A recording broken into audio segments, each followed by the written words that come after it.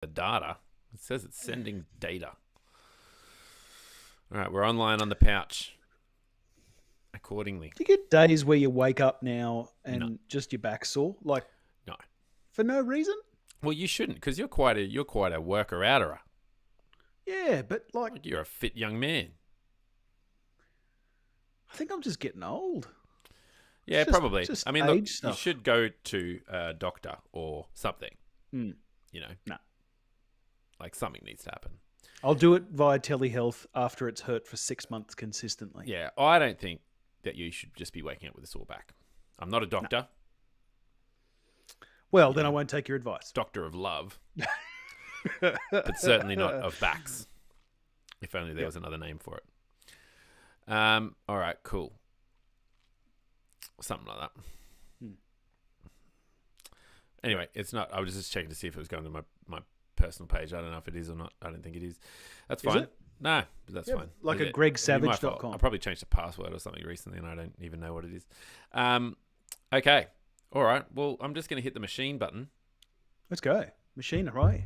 I think that needs to be a bit louder. Smooth jazz. Right for your ear holes. Hello, and welcome to The Pouch, the podcast equivalent of a hastily cobbled together military alliance that claims to take a not so serious look at the week in Australian news and politics. I'm Jake Totes Orcus Farwharton. And I'm Greg. I cack myself laughing, savage. On today's episode, we talk lotteries, Spanish Inquisitions, resignations, and so very much more. Gosh, I'm excited, Jake. You just have a way of getting me really excited for these shows. I tell you what. And while we're as snug as a bug in this proverbial rug, I want to know why the New South Wales ICAC chose this time of year, at this time of day, in this part of the country, and localised entirely in your kitchen to open up an investigation into Gladys Berejiklian's alleged corrupt behaviour. Yep. Well, spoiler alert, they were so perturbed by the fact that they'd missed April Fools by like mere hours that they decided that they were going to launch a real investigation. Had it landed with the whole April Fools, April Fools, we're taking Gladys Berejiklian to ICAC, it would have totally not been real, but unfortunately this one was real. So there you go. And in the spirit of reconciliation and recognition, we acknowledge the traditional custodians of the land on which we are podcasting today, and we recognise their continuing connection to land, water, and community. We pay respects to elders past, present, and emerging. Before we get into anything, Jake. Yeah, absolutely. I will refrain anything. from getting into anything. Yeah, don't get into anything. Just stay out here where there's nothing. I've got to mention two sort of fan interactions that we've had. I don't know what you call them these days. Fan interactions. Yeah, that's perfect to me. Fanta interactions. Now, it's getting sexy by the second. Sarah Shamshiri, who is a regular listener to the show, and she emails us quite regularly now, which is wonderful because she received a mug a little while ago when we used to play sticker or mug. She was one of the receivers of the mug and sticker packs, which is wonderful. However, I think that the mug that she got, she received it, it was broken. And so, shockingly, whoever packed that did a shocking job. Yeah, terrible person. So she sent an email showing us what she had done with it. And I think if I'm tricky enough, I can bring it up here on the screen.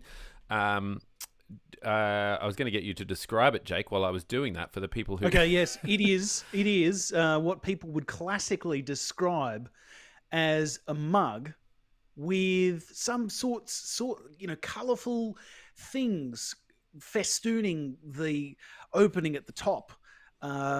It's as though there is some form of colour explosion coming in from the bowels of within that mug.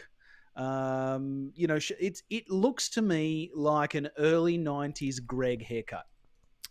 Okay, yeah, that's probably the best description. I was going to say I don't know if SBS is hiring like the people who do overdubs for people who are hard of seeing. I don't know if you can. Yeah. I don't know. I'd definitely be Maybe opening it up for you. Yeah, it's a good one. Yeah, she's using it as a vase, and Oh, vase. That's what I yeah, was if looking only there for. was another name for it. So yeah, so Sarah's using it as a vase now. So I did the proper thing, Jake. I jumped straight onto Redbubble and I ordered some. I ordered a couple of new. Mugs for her. I actually ordered one for me and one for her. But then when it came, I just thought, you know what, I'm just going to send both to Sarah because she's so wonderful. So there you go. So she's going to have two mugs. She needed some more. She needed some more vases. Yeah, some more. Either use it as a vase, early Christmas present, whatever you want to do. Whatever you want to do. They're both yours. Thank you very much for getting in contact with us. See what happens when you get in contact with us, Jake. You get free stuff. Yeah.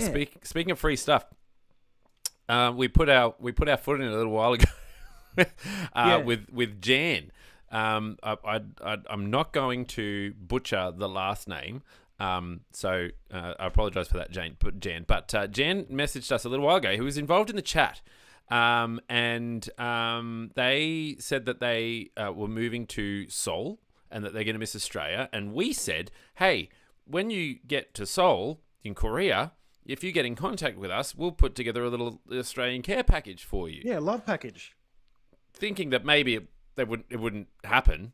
Anyway, Jan emailed this week, funnily enough, and has asked us to put together maybe a sticker and some Australian snacks, especially Tim Tams, so they combine them with kimchi and make this legendary Korean-Australian delicacy known as Kim Tams or Timchi. Did we invent that? Yeah, we were talking about it for like an hour. It was an hour-long riff. Okay, great. So we've invented a food known as Tim Tams, mushed with kimchi and Kim Tams. So yeah, why not? Look, I'll put together something for you, Jan. You'll have to email your not your email address, your postal address in Korea, and I'll get that to you. If you could just post it live in the chat, that'd be great. That's right. I'll send you the blueprints for the 3D printing, and you can just do it that way. Yeah, please. Please. No, that'd be great. No, yeah, look, it's quite interesting. Look, in a world where people eat saltwater taffy and salted caramel and other things that baffle the mind with two different types of flavors all at once, Kim Tams or Timchi make perfect sense to me. I think it's going to take off, Jake. I think because it's for the Leamington flavored Smith's chips.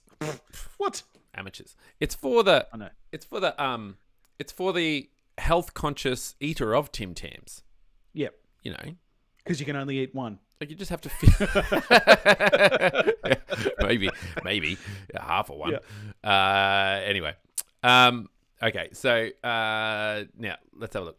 Okay, so anyway, that's a couple of fan interactions, which is great. But we're off to the no need to worry section, which is very it's really similar to the warm up section. Yeah, that we used to have. Similar. It's very similar. Yeah. But okay, this is very exciting, Jake. I woke up the other morning and they said, Greg, you're going to get $1,000 every single day for the month of October, and I was like, that's incredible. I'm going to be rich. And then I realized I had to do stuff for it. You were the long lost prince of Nigeria. I know. Congratulations with this tan. I know. But yeah, look, it's an interesting story, and yeah, look, there's no need to worry here. It seems like the conscientiously philanthropic are, I mean, who would have strung those two words together? But I managed to do it. The conscientiously philanthropic are ready to help those vaccine hesitants, people among us. Essentially, Australians who are now fully vaccinated will have the chance to win $1 million prize as part of a new lottery created by a philanthropic group. Following the lead of major Vax-A-Million, love that, lotteries in the United States, the $1 million Vax competition will launch early this week for those who get both jabs before mid-December with a prize pool of $4.1 million. What? The campaign has been created by the $1 Million Vax Alliance, comprising of a group of philanthropists and corporations that hope to push national vaccine rates above 80% Greg, that's great. What do you think? Do you think we could get above 80% without this lottery?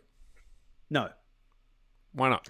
No. Plain and simple. I know too many smart people who are vaccinated against everything else, who are hesitant towards getting vaccinated with this thing. I mean, given I live in a state where we haven't had the prolific spread of COVID since the initial lockdowns, Yeah. and thus, people walk around with the arguments of, "Do you even know anyone with COVID?" Or, "Oh, it's not real." It's like it's a southern state issue, not a Queensland. Well, the states are going to be opening up soon, Roger. So you're going to need to. No, I think it's a genuine issue, and if we don't think innovatively about programs that will get people to move, beyond their hesitancy with, a bit of larrikinism. Like, who doesn't love a lottery, right? Yep. Australians love to gamble. They love it. So whatever it is, it's probably going to be a good thing. What do you reckon? Well, I would have liked. Sorry, I'll take that back. I would have liked there to be. I don't know. I think I trust in the Australian people. I'm so surprised. If I have a look, I don't know what the daily numbers are today, but New South Wales was right up there with vaccinations, and this includes a state who was, they had their fair share of protests. They had their fair share of politicians out there saying that, this is ludicrous, all that sort of stuff. We were still right up there. I know Apple News has a bit of a thing every day on it, so I was just trying to quickly have a look at that. 57.4 we are as a nation, 57.4% fully vaccinated, which is 16 plus. Okay, but can we? Yeah, you can sometimes click on it and it gives you the. For Australia. Yeah, that's right. And I was just thinking about that for New South Wales. So someone's using all of the internet apparently. It might be me with the 14 streams I've got going on now. First doses. It doesn't even give me the first dose, but yeah. So New South Wales in itself, as of today, is 67.7%, and we are well on the way to, to crushing that 80% really quickly. So I don't know. I just sort of thought it would be better if we didn't have to resort to incentives. Yeah. Yes, because I'm worried that people would wait too. I'm worried they go, well, I'm just going to wait for my incentive. Whereas the incentive is to save your fellow man. To me, it seems more moral to do it that way and to encourage people to do it that way and see how far we can get with that. Yeah. So we've already got that. That's already happened. We're talking now about the next lot of people, and maybe it is the stupid north of the border issue here, or west of the border as well, and probably possibly even south of the border. I don't know how Tasmania's going, but anyway, I can tell you, Jake. Tasmania is 61.4%. Oh, there you go. That's quite good. So maybe it is just a not New South Wales, Tasmania, Canberra, and Victoria issue, in that we haven't, like, when the argument is we need the vaccine in order to get back to normal. Well, like, we're living normal up in Queensland. Like we sure, we wear a mask. I get all of that. That's fine. But we have none of the we have really no fear of catching COVID, generally speaking, in the community. Same, all the precautions, but when somebody says, "Oh, do you know someone who's had COVID?" there's a really good chance that the answer is going to be, "No, I haven't, love." That's a good response. Look, I agree with you. I do. I know what you're saying, but I just would have liked it to be, I would have liked to have seen where we would have gone without those incentives, and just having the moral incentive. The answer is where we are now. But I don't think so. It hasn't stalled. People are still getting their vaccinations. Yeah, maybe. I mean, certainly, there's still bookings to be filled for a couple of months. But it is one of those. And look, you are absolutely right. And, I am. And I should take back a little bit of that. In that vaccination centres are full around the country. They are full. Plus, who gets all this data? People every day. Who gets all this data? Yeah. Where does it go? Goes to Greg Hunt. It sits on his desktop. It's a spreadsheet. But it's not a government-run thing. No. It is. It's Isn't more it a private state enterprise? run. Which one? Oh, This- this is the the people lottery. who've Like been if I vaccinated. put my details well- in, where does it go? Who gets the data? It's a good chance, actually. It's a good chance that. So you got probably two options. Either one, they could petition questions to My Health Record around vaccination status, Sure. or maybe it is an opt-in. Maybe it is an opt-in. And yeah, you're right. Where does maybe they're going to maybe they're standing to make $65.1 million Who knows? out of selling advertising rights to vaccinated people. Exactly. So I don't know.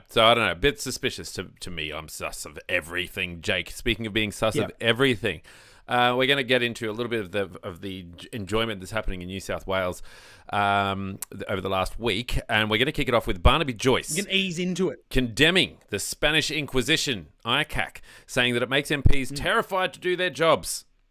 Barnaby Joyce has compared the New South Wales anti-corruption watchdog to the Spanish Inquisition and complained that it's making politicians terrified to do their job. The Deputy Prime Minister's comments on Monday are the latest in a series of attacks on the Independent Commission Against Corruption following the resignation of Gladys Berejiklian on Friday. The New South Wales Health Minister Brad Hazzard on Sunday questioned Jake passionately whether ICAC should be made to hold initial hearings behind closed doors, while former Federal Attorney General Philip Ruddock said the Commission should act more like a director of public prosecutions working privately to initially establish whether a person has a case to answer. So they've come under fire for the timing, basically, of the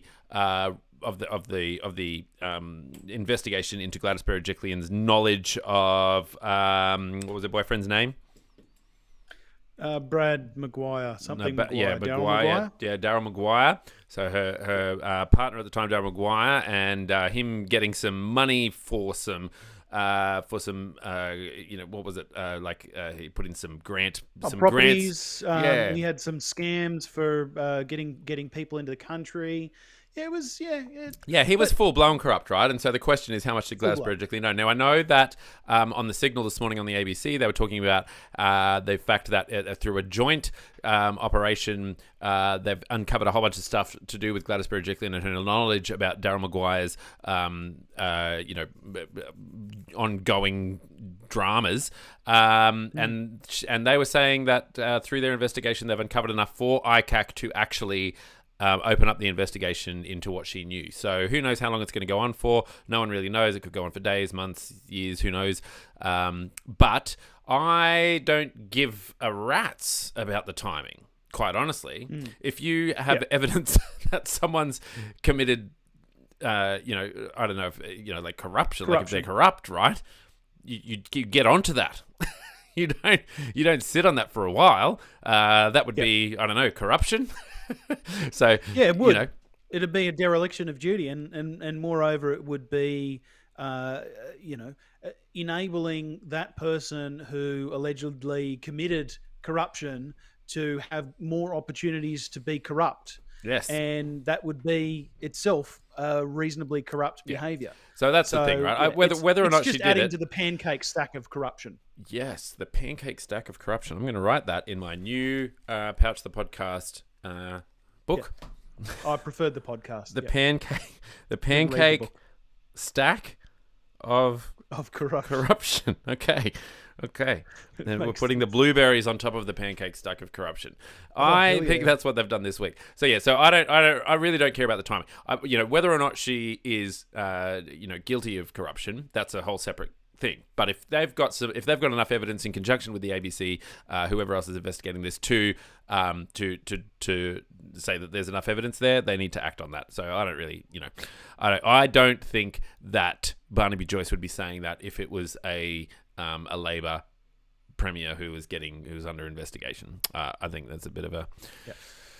Anyway, so yes, Barnaby Joyce saying something that is bizarre. Well, yeah. So in the spirit of no need to worry, I mean, and just taking things on face value. What do you think about Barnaby Joyce referring to ICAC in general as the Spanish Inquisition. Well, what are your I thoughts can't. on that? I can't have my cake and eat it too, Jake. A couple of weeks ago, we spoke about the fact that Scott Morrison had referred to a select few Australians as living in the cave and having to come out of the cave, and then everyone was saying, "Oh my goodness, he's calling Western Australian cave people." And I said, "Look, if you are not smart enough to figure out that that was a metaphor, and that every metaphor has a limit by its very nature, then that's really on you and your schooling."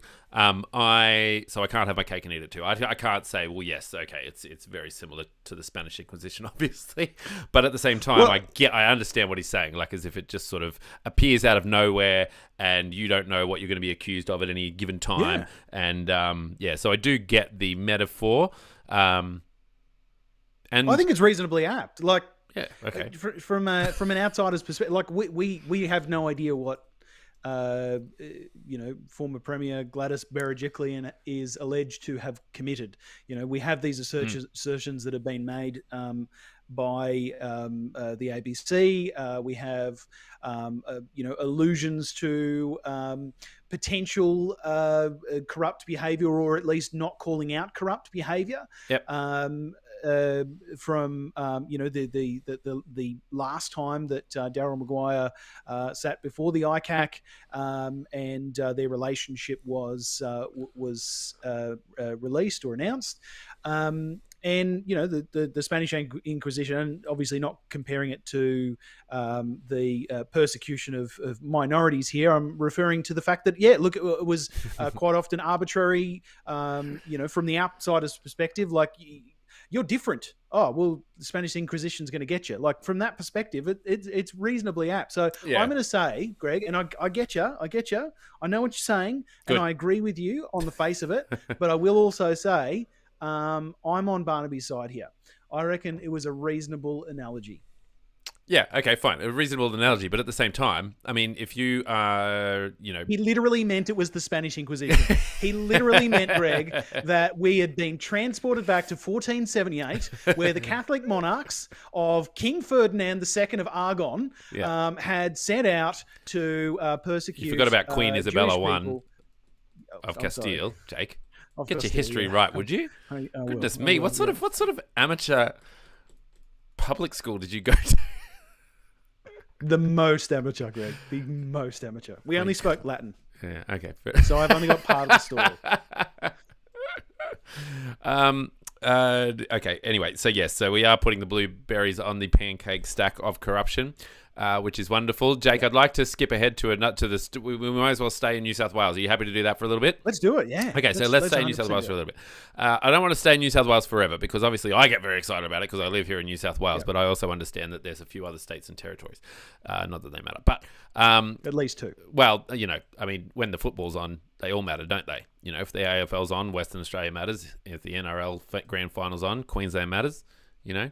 How do you feel about that? Did you go? Except, no, I didn't go. No, look, I'm not really an NRL guy, and it got even worse when it was two New South Wales teams. So it's not really. Well, see, I'm only 20 minutes away from Penrith. Like, it takes me 20 minutes. I go to the Penrith JB Hi-Fi pretty well every day. Well, not in lockdown, obviously.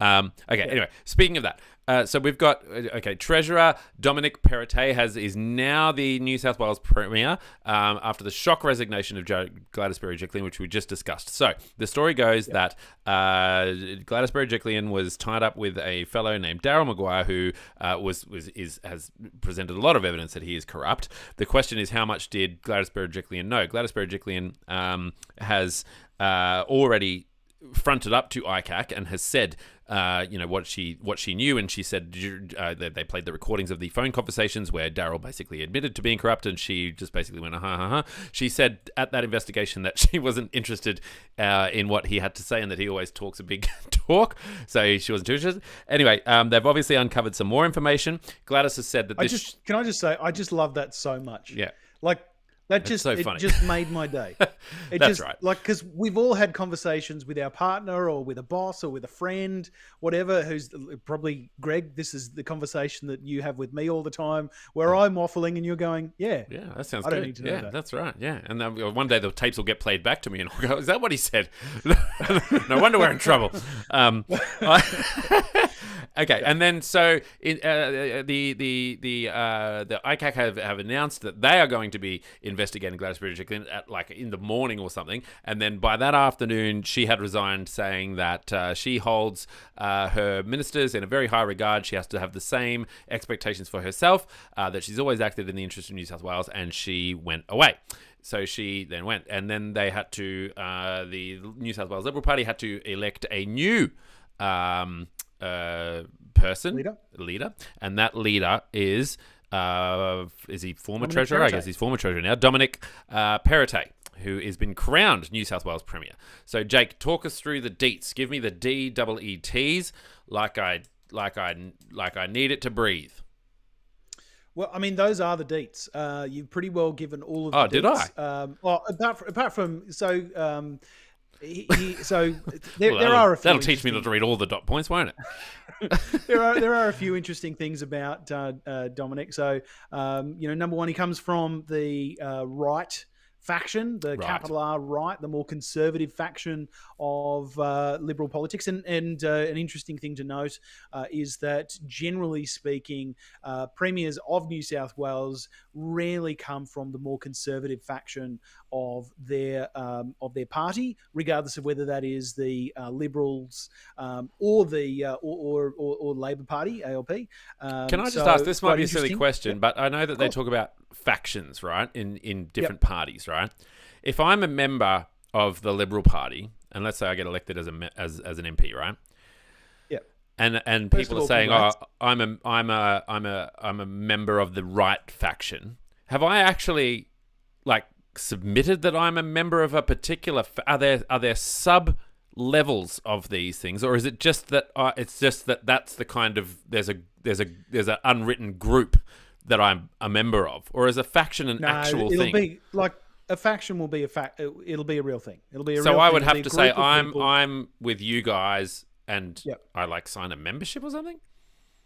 Not. You don't sign a membership because essentially what it Get a is little it's a card? voting block. You do. You're a card-carrying member of the conservative faction. No, essentially you are a voting block.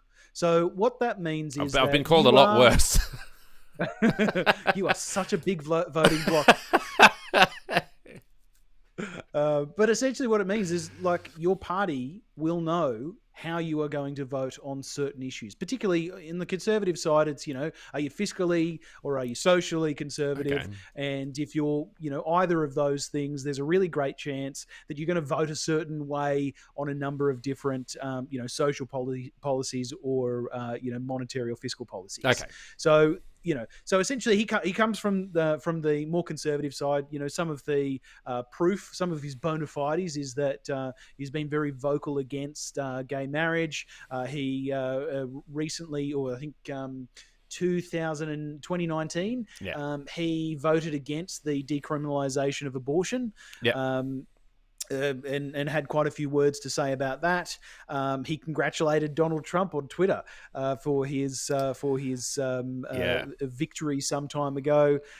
He's got some interesting things. He's also Can I read interestingly- that? Where's that Oh, quote? please. Where's the quote that he said about Donald Trump? It's fantastic. He said he's speaking after his election. Dominic Perrottet cited the where was it? He said something like it's a win for those who have been marginalised or something like that, who have been silenced and marginalised.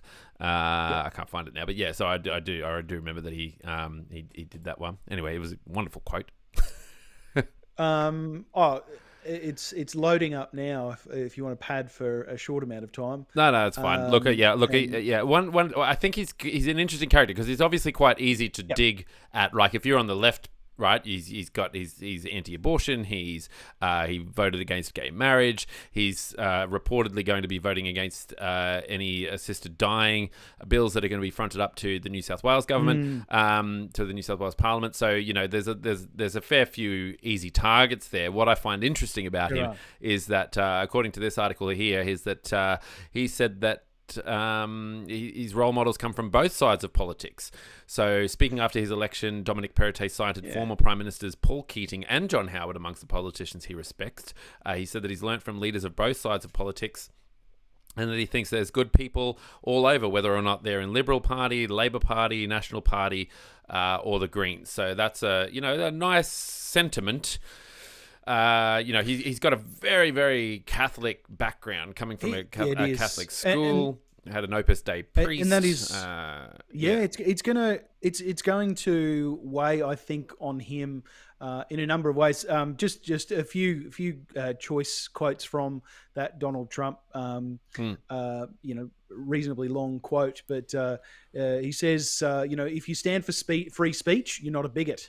If you question man-made climate change, you are not a skeptic. If you support stronger borders, you are not a racist. If you want a plebiscite on same-sex marriage, you are not a homophobe. If you love your country, you are not an extremist. So look, it was a really interesting line. You mentioned Opus Dei. He's a very staunch Catholic. Yeah, he's not a member of that, by the way. But yeah, that they did. They go to great lengths to mention that. He's on the record as saying he is a member of Opus Dei. Okay, in the article I've got here on the ABC, it says that he's not a member. May not be present. Not a member of the order, but yeah. Okay. He has previously suggested that he was. I come from a family who was in the Opus Dei organization, which is sort of a parallel organization within Catholicism, hyper conservative. It has lots of lovely teachings and lots of not so lovely teachings in the same way that all religions do. One of the things that I think I always liked about some of the teachings, and I was reasonably young when we heard a lot of them, was it's about meeting or about observing God in everything. So for them, it's about the little things that occur in day-to-day life that you get to show your allegiance to the religion and to the deity, and you get your the light of God shines upon you through those little acts. Yeah, that's right. And it's really got to boil down to his policies and what he stands for. So I think the good thing is where he stands, right? He's not like a Barnaby Joyce who just talks around in circles. He's quite clear about where he stands, which is good. That's what you need. I'm not saying that what he believes is good. I'm saying that it's good that we know where he stands and what he does. He's got 6 kids at home. He comes from a massive family of 12. He's very, very open about who he is and what he stands for, which is good, right? That's what we need, so that we can all make informed decisions about who to vote for, and keep those conversations going. You're right. One of those. Sorry, go. No.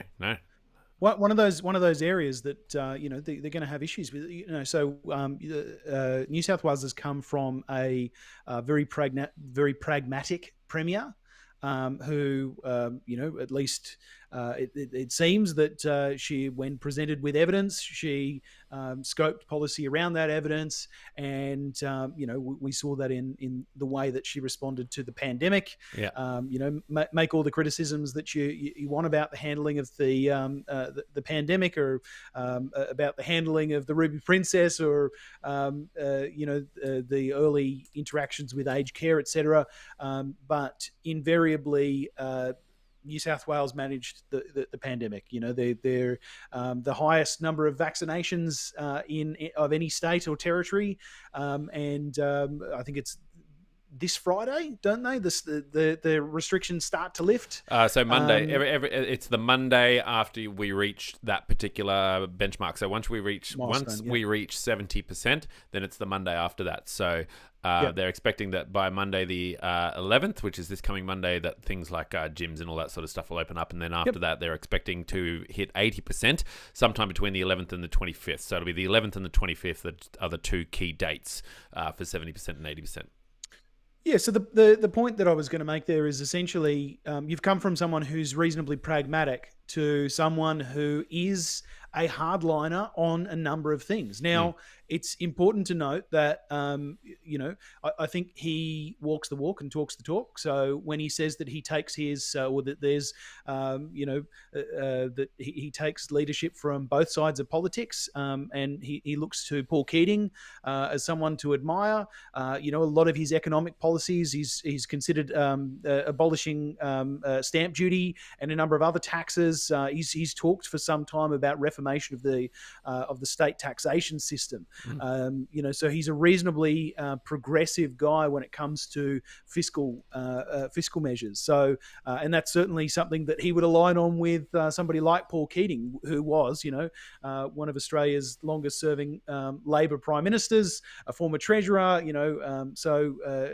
There was, a major tax reformer, major fiscal reformer. Interesting in some ways, and in many other ways, we will just have to see how this new premier, the youngest New South Wales premier ever at 39. 29. He's 39. Yeah. That's right. I keep forgetting he's my age, which is, that's great. That makes me feel good. Yeah. He's so old, Greg. He's so old. Oh my God. Who wore it better?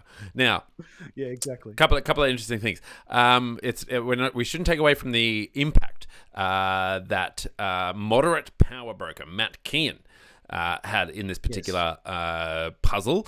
And Matt Kean, so he was the environmental minister for New South Wales, and now he is the deputy and treasurer for New South Wales. And so the longtime confidant Gladys Berejiklian had locked in at least a dozen of his factional colleagues to support his choice to replace her. Kean, who had cemented his progressive credentials through building a reputation as a climate warrior, had convinced a solid block of fellow moderates that right-wing treasurer Dominic Perrottet was the Liberals' best bet to win at the 2023 election. Now, Jake, according to Wikipedia, the 2023 New South Wales state election will be held on the 25th of March 2023. Yes, in 2023. They're not holding it in 2024. It's not the Olympics, Jake. We have it in the year that it's meant to be held. And so this importantly, this was one of the options that was available to Gladys Berejiklian when prior to announcing her resignation. She could have capitalised on her popularity and cemented in another 4 years. Well, she's served. I think she took over from Mike Baird in 2019? 2019, yeah. Yeah, and then so she's left in 2021, and she would hand over essentially a fresh new party and enable a re-election. That's right, and this also means that New South Wales hasn't had a premier serve a full term for a bajillion years or something like that. So it's interesting that it's sort of, I don't know, Liberals eating their own foot or something. I don't know. But yeah, so I don't know what it's like. I think the last one to serve a full term was Bob Carr, wasn't it? Probably. I don't know my facts on that, Jake. Who needs facts? Great question. Who needs facts? So anyway, yeah, Matt Kean had a massive part to play in this whole situation too. So he's an interesting one to watch. We spoke about him a little while ago because he got on Scott Morrison's nerves, if you recall correctly. Scott Morrison denied he'd ever even heard of Matt Kean. Didn't know him at all. Who? That's right. He was very, very good friends with Gladys Berejiklian apparently, but had no idea who Matt Kean is. But anyway, Matt Kean, he has positioned himself as a climate warrior, so that's very interesting considering that It's probably hard to deny Friendly Geordie's role in sort of, getting a few underground, an undercurrent of hatred for Gladys Berejiklian and John Barilaro, who also resigned this week. So we also had the Deputy Prime Minister, who's a national member, John Barilaro, resign this week, and was actually asked at the press conference about Friendly Geordie. So Friendly Geordie is making his way into the mainstream in terms of his opinions about the Liberal government here in Australia, and basically really highlighting Gladys Berejiklian's and John Barilaro's role in the destruction of koala habitats, and also linking those the destruction of those habitats with the destruction caused by the bushfires as well. So he's got a large following on YouTube, Jordan Shanks, and he's starting to make his way into the mainstream there. The people are starting to put a bit of pressure on the politicians as a result. As they should, as they're right, as long as they do it in a legal and nice way. And so John Barilaro actually quit this week, saying that that stress of that particular case against Jordan Shanks, which was brought on by John Barilaro himself, but he'd prefer to do that in private rather than in public as well. So very interesting. These people quitting. I did read an article today speculating that there's going to be more high-ranking Liberal Party members jumping ship this week. So I don't know. It's exciting times, I guess. Now is the time because, essentially, as you mentioned, the next election is March 2024. 2023. 2023? 2023. So you want to... Donkeys away. It's not that long to metric establish... donkeys. Because the thing is... What's next? Like all states will have spent all of their operating budgets on COVID relief, COVID packages, health related things, health programs, etc. They will have spent just so much of their operating budgets that the next year is going to be tough for anyone, any government. So the longer you can have stable government for, the better for a government that is not able to pork barrel or promise things or deliver things. It is going to be difficult. Yeah, I agree. We got to start growing hemp immediately. That's the takeaway. Yep. The next thing. Yep. It's a cash crop. It's a cash crop. Yeah. All right. Well, okay. I think that's pretty good. We've covered a fair few bases there in the New South Wales stuff. Obviously, there's opinions about who's what and who's who and all that sort of stuff. But yeah, Perrottet will be an interesting one to keep an eye on. Now let's speaking of corrupt Liberal members, allegedly corrupt Liberal members. Dropping like flies. Christian Porter resigned recently as well. So we haven't done an episode in a little while, but this one's from a little while ago. But talk us through Christian Porter. What's he up to? What's he doing? Is he relaxing in the Bahamas? He's he's not. He's sitting. He's he's worked so hard. He's sitting in the backbench of the Liberal National Party for a while, and has decided, essentially, he's decided he will resign at the next election. Yeah. There is virtually no margin available to the Liberal National Party at the moment. So if he were to leave, it would leave a hole. And they would have to negotiate. The party would need to negotiate at a federal level on seats, particularly in the House of Representatives. They would need to do a deal to install somebody as Speaker in order to firm up their numbers in the House. So they can't really afford to lose anyone. And as a consequence, Christian Porter, who has resigned from cabinet and has announced that he will resign at the next election, he's decided to make to do this because some money was sent his way. Yeah, a lot. A reasonable chunk of change. Quite a lot of money was sent his way via a blind trust in order to assist him in funding a challenge against the ABC that he launched after it was revealed that someone in the government, was essentially the announcement, someone in the government, in the cabinet, has committed an unfortunate and an evil historical act there was allegations of a historical rape, and it was later identified by Christian Porter, who made the announcement himself that it was him that was under the suspicion, and he of course strenuously denies that. Yeah. But nonetheless, he did take up this case against the ABC. He settled outside of court, and this blind trust gave him a bunch of cash in order to pay his legal fees in this defamation case. And people like Malcolm Turnbull, who, former Prime Minister Malcolm Turnbull, who does like to come out and comment on things, particularly controversial things at opportune times. Surprised he isn't launching a book this week because it's an opportune time for him to talk about things. But just before anyway, Christmas. He did make the point that the money could be linked, for example, to foreign countries or to criminals, and invariably, unless Mr. Porter probed the blind trust, he would not have any idea where that cash came from. And aside from that, who gives somebody $1 million, for example, without some expectation of a favour in return? So blind as it may be, it doesn't pass the pub test. Yeah, I know, and so much of this. And I know because I feel like I'm at a pub. Yeah. Well, at least one of us does.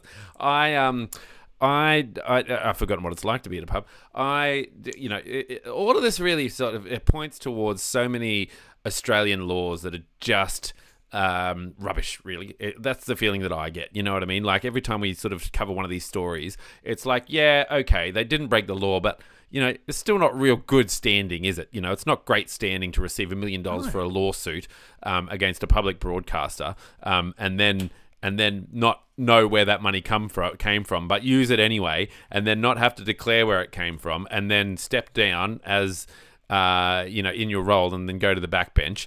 It's similar to so many other things, like it's not Gladys Berejiklian just sort of getting caught up in Daryl Maguire's nonsense. Okay, it's not a great look. This the new Victorian opposition leader, I forget his name, but like having lunches with mobsters and all that sort of stuff. Lobster with a mobster. Yeah, that's right. It's like, okay, none of this is. It's not great, is it? It doesn't sound good. It doesn't pass that pub test, as you say. But again, they just get to say, well, we're not breaking the law. And if you want to do something about that, you have to go through the law. You can't get angry about this because then it's mob rule and all that sort of stuff. So, it puts people between a rock and a hard place. It's like you're flaunting your knowledge of the law or something like that, like in order to exploit it. Yeah, that's right. Yeah. The rest of us aren't smart enough to know what all these laws are and exploit them. But not smart enough. But raising families and things. And he was a corporate lawyer, so yeah. it is appropriate that he would know that thing. He probably had a whole team of lawyers assisting him in the arbitration that took place. That's right. And I assume that somebody, a trust lawyer, assisted with the finances. But it's the sort of thing. It's quite interesting that it came out, sometime after the case was wrapped up. Yeah, I would imagine that one of the arbitrators, the potentially the judge overseeing the case, the arbitration, between the two parties, might like to know, hey, this guy's just received a huge chunk of cash in order to assist him in fighting this case. Yeah, well, I couldn't agree maybe we consider not awarding legal damages to that guy. Yeah, exactly right. It's a messy situation, and I'm glad we have these discussions, Jake, because it does keep the conversation going, and certainly make sure that I don't forget about it anyway, which is good because there's so much news coming out, it's hard to keep up. Now, speaking of losing a whole bunch of money, yes, I don't know. the other story didn't have anything about losing money, but anyway, I don't know, not knowing where the money went or came from. The AUKUS Pact, right? So this is the Australian and United Kingdom and United States Pact. Yep. Gosh, that rolls off the tongue, doesn't it? It sure does. This is all about submarines, Jake. I suddenly went from an expert in Afghanistan and war and all that sort of stuff, so straight to being an expert in submarines. It was amazing. Teaching myself about nuclear submarines and diesel submarines and why one is better than the other one, all that sort of stuff. Obviously I came to the conclusion, which is the same conclusion that everyone else did, which is, Scott Morrison, this is a fantastic deal. Have you heard about these nuclear submarines? They're amazing. I can't wait to have one next month or in 2050. 40-ish, yeah. Why not? So tell us, Jake, how has Scott Morrison ruined Australia, destroyed us with the bushfires, wrecked coronavirus, messed up the vaccine, and now is just absolutely annihilating our international relations, particularly with the French? Yeah, look, so many things to cover off there. I might just tackle the French, if that's okay. Yeah, sure. Whichever one you want. You got 12 minutes. The floor is yours. So it's just such an awkward thing. You might say it's totes AUKUS. Sorry, that joke has been made too many times now. But I did make it when I originally wrote the script. So yeah, it's good. So it was. Don't apologize, Jake. Just do it and plow through. Just be strong. Yeah, true. Okay. Well, so this is extraordinarily interesting. We've been in a we had an open tender process with a number of countries in order to build diesel subs because Australia is not a nuclear nation, and essentially until very, very, very extraordinarily recently, anyone who has had nuclear submarines or nuclear military vessels needs to have a civilian nuclear industry in order to top up the nuclear reactors with fissile fuel. So Australia, famously, we're a nuclear-free Pacific. We do not have nuclear arms. We do not have a civilian nuclear energy market. And as a consequence, we did not have the ability to have nuclear submarines. And as a consequence, we put out our tender when the time came to replace the Collins-class submarines, the trusty old Collins-class submarines that can't stay underwater for more than 40 minutes, and they are so freaking easy to detect underwater because of the hilarious amounts of sound coming from those big diesel engines. That they're essentially redundant as submarines, as silent assassins of the sea. So the French won this tender process, and essentially they won this tender process by effectively saying that they could jury-rig their nuclear submarines to be diesel submarines. The original tender that they put in for several $100 billion was it unfortunately, after a couple of years of negotiation and going through the detail work that is necessary after big tenders, it ended up it was going to cost quite a few more $1 billion. Over the last few months, essentially, it's been said that Australia and France were coming extraordinarily close to signing off on the plans for these submarines, for these jury-rigged nuclear vessels that were going to be, turned into diesel submarines. Yeah. And they were going to be built here in South Australia. So it was going to be, fantastic for Australia. All up, it was going to be around $90 billion.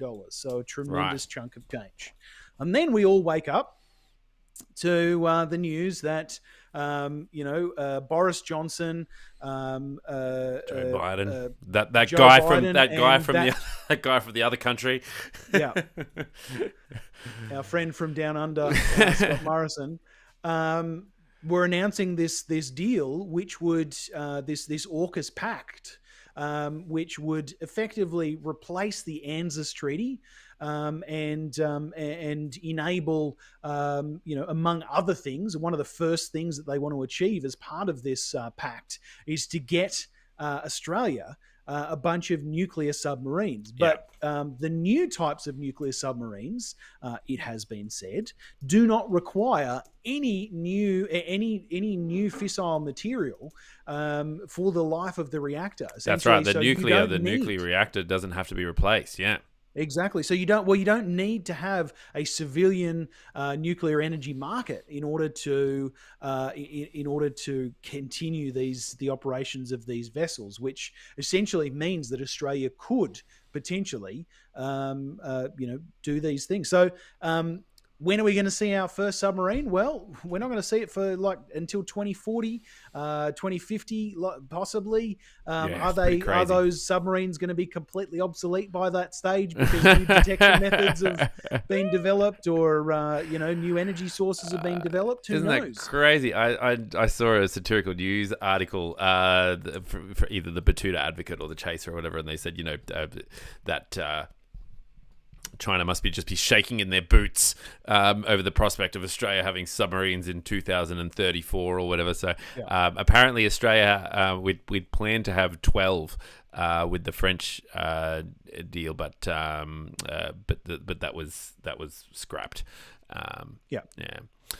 So it is possible, if not likely, as the finer details are worked out, that Australia will be able to rent or purchase directly a built submarine off the US or the UK in order to tide us over until those the submarines that we are intending to build are available. But part of this was it completely pissed off the French. Like, all that they got was I think it was an email and a phone call the night before the announcement. Yeah, but you know what? Diddums, right? Like diddums. Okay, couple of things. Number one, you want to live in a capitalist society, then you've got to deal with that, right? If someone comes along with a better deal and it's going to save you a bunch of money and you're going to get a better product and it's way better for your, let's say, international interests, you're going to go with them. So, deal with that. Don't cry about it. Do whatever you've got to do to look tough on the television over the next couple of weeks, but don't be sooky about it. I mean, come on, like this is a capitalist free market for you, right? It's in action. And secondly, I don't know, if we're going to go to war with China, I know who I'd rather have on my side. Yeah. I'd rather have the US and the UK.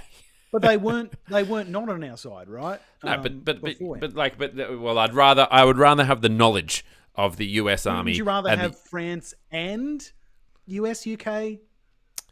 Okay, but all right. But aside from that, this information is top secret, right? And if the Victorian coronavirus case numbers can't be kept secret every day, as if going around telling a whole bunch of people, diplomats and politicians and whatever else, all this information about top secret deals that are going to be announced, as if that wouldn't leak to the press. So, But this is the thing, right? They could have done it out in the open, because like this tendering and didn't they have some meeting like before that? And Scott Morrison had hinted that we were looking at other tenders anyway. Like he had hinted that this was not going to go ahead. He had hinted that it was not the most favorable option, but he had not directly said to anyone, "Hey, we're looking elsewhere." And the reality is here, he could have handled this a whole lot better. I've heard a bunch of commenters, diplomats, essentially people whose job it is to ensure that nations continue to work favorably with their friend nations, with their allied nations, and they said, look, it could have been really, really simple. It could have been as simple as the defense minister or the prime minister convening a meeting with France to say, look, we need nuclear the strategic challenges have changed. We're no longer in a position where we can have diesel submarines. And the French would have said, that's okay. We've spent all this time and money trying to jury-rig things back to nuclear, to which they could have said, yeah, but Australia doesn't have a civilian nuclear energy market. So that means that we couldn't we just, look, we love you guys, and we really want to buy your subs, but we literally can't. Like, it doesn't work for us. So that's a wonderfully fanciful conversation. You're right. It could have gone that way. However, isn't this just a small part of like a larger deal as well? Like, haven't we entered into a partnership with these guys, and this is just the first part of proving our allegiance to the UK and the US? Yeah. But what's part two? I don't know. I was going to ask you that. Nobody does. Well, absolutely it better nobody be knows what hoverboards. I'll give you the tip. Can you imagine how many more people would be on board if they said, look, as part of this, we're throwing $1 billion and giving hoverboards to everyone? Well, to be honest, over the age of 18. Yeah. No, yeah, exactly. All those kids that got those knockoff hoverboards from Amazon, over Christmas a couple of years ago, and they ended up in the pool, etc., electrocuting people. Anyway, so we're sharing military technology. Let's also share entertainment and transport technology with the hoverboard. Well, we are getting some cool stuff. Like apart from submarines, I'm not going to see any of it, am I? Well, who knows? You might end up with the Apple Quantum in the not too distant future. Like they're going to be sharing their secrets on quantum computing. They're going to be sharing, a number of their technological advancements. That, US and UK. Well, we'll be sure to share our technological advancements with the NBN. We'll say, look at this. Yeah, there's like a 60 megabyte downloads at peak time. Beat that. Yeah. And I'm 20 kilometers away from the nearest city. Holy. I love it. Oh, dear. Anyway, all right. So that's all very exciting, Jake. We're on an absolutely huge week, a couple of weeks in Australian news and politics. I don't know about you. I'm ready to so ready to axe it. Yep. There is some, obviously in the coming weeks, Jake, you and I will talk about opening up and what that looks like, and because it's going to be very fascinating to see these numbers opening up. It's going to be very fascinating to see the coronavirus numbers as we open up. They're going to go up all over the place. Victoria today recorded a record. National record, 1,700 and something or other of cases, and meanwhile New South Wales is going down. So it's going to be fascinating to see what happens on the October 11th and the October 25th, and see how Victoria is going with their opening up, and seeing what the numbers happen there. And see Western Australia, Tasmania have locked us off until everyone's 90%. Until 90% down there, which I see that's a half decent incentive. It's like, well, if you want the tourists to come, go and get your jab. Yeah. And they do. It's kind of using their landlocked nature against them. Anyway, so plenty to talk about in the coming months. And I apologise on behalf of the rest of the country. I apologise on behalf of New South Wales to the rest of the country for the fact that New South Wales we dominate the news. Sometimes I have to remind myself that ABC, I'm watching national news, because it's like, oh, New South Wales coronavirus cases. Oh, New South Wales Premier's gone. New South Wales Deputy Premier gone, and all that sort of stuff. And it's like, oh man, it's like, it's exhausting. Gosh, just trying to stay on top of it. It's like ICAC was thinking, guys, where our cases are dropping, our vaccination rates are increasing. We're coming close to opening up. There's a real danger that we're not going to be in the news next week.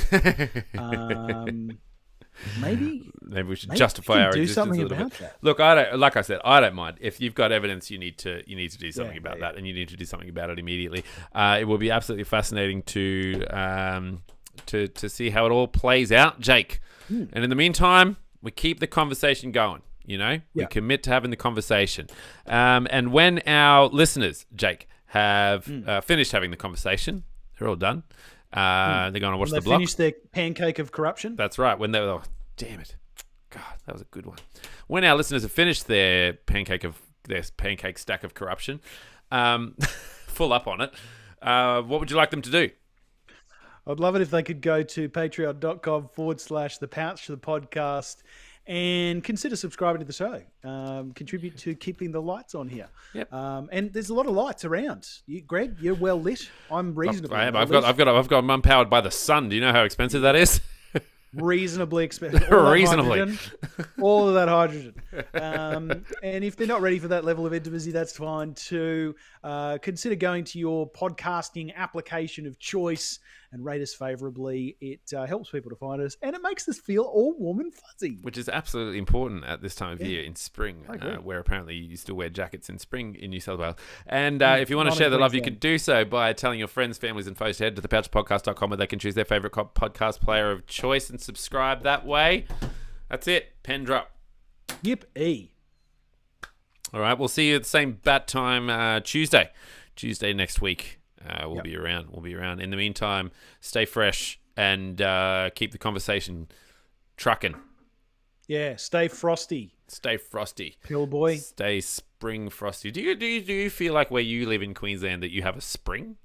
No, we have a hot season. Yeah, I and know a that, Jake. I'm slightly from cold Townsville. season. I'm from Townsville.